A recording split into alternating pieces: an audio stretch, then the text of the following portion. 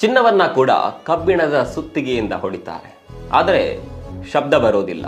ಕಬ್ಬಿಣವನ್ನ ಕೂಡ ಕಬ್ಬಿಣದ ಸುತ್ತಿಗೆಯಿಂದ ಹೊಡಿತಾರೆ, ಆಗ ಶಬ್ದ ಬರುತ್ತೆ.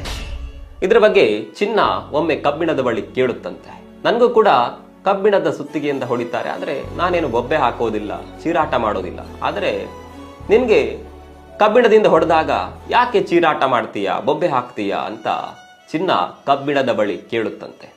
ಅದಕ್ಕೆ ಕಬ್ಬಿಣ ಒಂದೊಳ್ಳೆ ಉತ್ತರ ಹೇಳುತ್ತೆ, ನಿನ್ಗೆ ಕಬ್ಬಿಣದ ಸುತ್ತಿಗೆಯಿಂದ ಹೊಡಿತಾರೆ, ನಿನ್ಗೆ ನೋವಾಗೋದಿಲ್ಲ, ನೀನು ಬೊಬ್ಬೆ ಹಾಕೋದಿಲ್ಲ, ನಿನ್ಗೆ ಕಬ್ಬಿಣ ಯಾವುದೂ ಅಲ್ಲ, ನಿನ್ನ ಸಂಬಂಧಿಕನೂ ಅಲ್ಲ, ನಿಮ್ಮವರೂ ಅಲ್ಲ. ಆದರೆ ನಾನು ಕಬ್ಬಿಣ, ನನಗೆ ನನ್ನವರೇ ಹೊಡೆದಾಗ ನೋವಾಗುತ್ತೆ.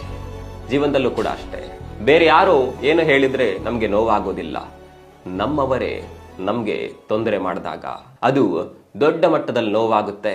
ನಮ್ಮವರು ಮಾಡಿದ ನೋವು ಇದೆಯಲ್ಲ, ಅದು ಯಾವತ್ತೂ ಕೂಡ ಮರೆಯೋದಕ್ಕೆ ಸಾಧ್ಯ ಇಲ್ಲ.